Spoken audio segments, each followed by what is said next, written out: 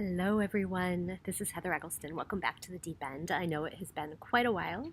I am sorry for the delay, but I was awfully busy. I was busy with a play that I did. I do some acting as well, and so it was kind of cool to take that time to make some art that I felt like really mattered.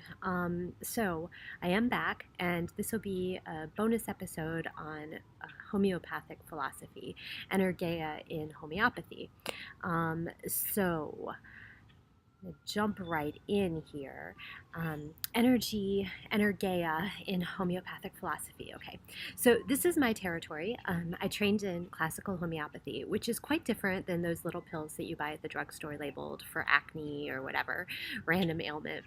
We'll save that discussion for a different time, perhaps. But homeopathy is arguably the descendant of Western alchemy in that it utilizes principles from Paracelsus and the other alchemists in its core philosophy. It was codified by Dr. Samuel Hahnemann in the Organon of Medicine in 1810. He'd been working on it for quite a long time, and there are many editions, but again, that is maybe a little bit too into the weeds for today. So Dr. Hahnemann was a translator of medical texts, and he stumbled upon the concept of like curing like through experiments that he did on himself. His big aha moment was that small to infinitesimal amounts of poisons can cure the symptoms that they create in larger amounts. So, for example, China or cinchona bark could create in very small amounts and cure in small amounts the same symptoms that malaria would would give, like vomiting and diarrhea and so on and so forth. So he stumbled upon this. In some point, I may go deeper into homeopathic philosophy on this pod, but for now, I just want to focus on the homeopathic concept of energy itself. So vital force, which is dynamis in Latin, is the homeopathic term most closely aligned with our English usage of energy. In homeopathy, the vital force is the dynamic, which means, again, in motion, the dynamic power that keeps an organism alive and cohesive. It maintains the Aristotelian being at work of energeia. It's not intelligent. It should not be mistaken for soul in any sense of the term as it's popularly used. The vital force does its best to maintain homeostasis, which is balance in the body. This includes every aspect of the human being, from how often and how much you poop to your deepest fears and your hidden desires.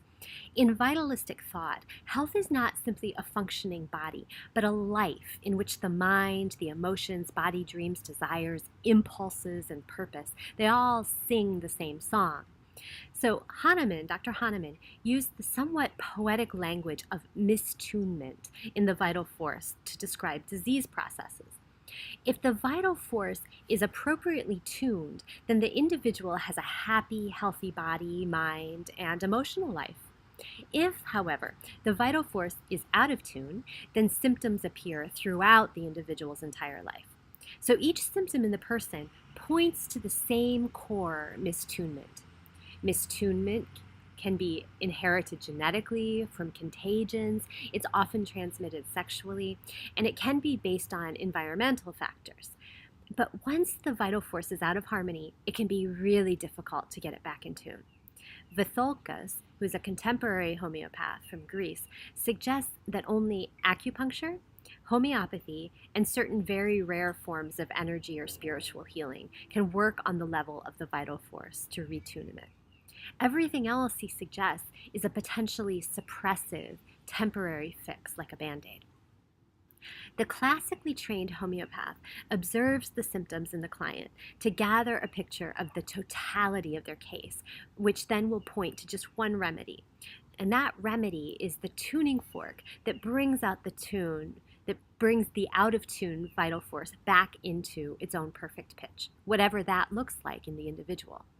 This remedy, the one that best matches every single symptom in the individual, is then given in the smallest possible amount to effect change. Now, each remedy, and we have right now, we have about 3,000 different remedies, although there are maybe 30 to 40 major ones that most people fall into. So each remedy has a very different picture. So there is a predictable pattern of healing if you know what you're looking for. The goal of homeopathic treatment is to retune the vital force, which frees the individual to their purpose. All right, so within this framework, we see echoes of Aristotelian energeia and ousia. As you may recall, I know it's been a while, energeia is the being at work. It is being and the cohesiveness needed to keep that being together. It is existence maintaining itself. It is being maintaining itself. Ousia, or essence, is the perceivable aspects, the observable qualities of energeia.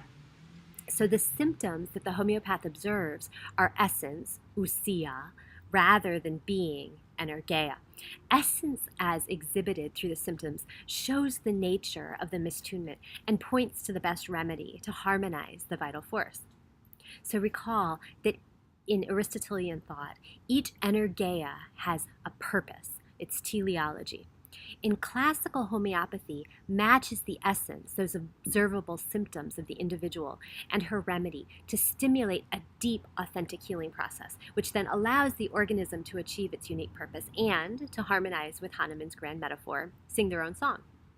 Vital force, dynamis, as energeia, and symptoms as ousia fit definitionally into the Aristotelian model of metaphysics. This should not be too surprising, as classical homeopathy was arguably born out of the Western alchemical tradition, which drew heavily on classical scholarship. But perhaps that is for another day. So thank you for joining me again on the deep end and to this deep dive into the concept of vital force in homeopathy. We could go on and on and on with that, and I won't. I just wanted to touch on it because it is such an important transition into the vitalistic philosophy as exhibited in the West. And so it's interesting to kind of look at how Aristotelian thought manifested itself in what is a practical approach toward healing.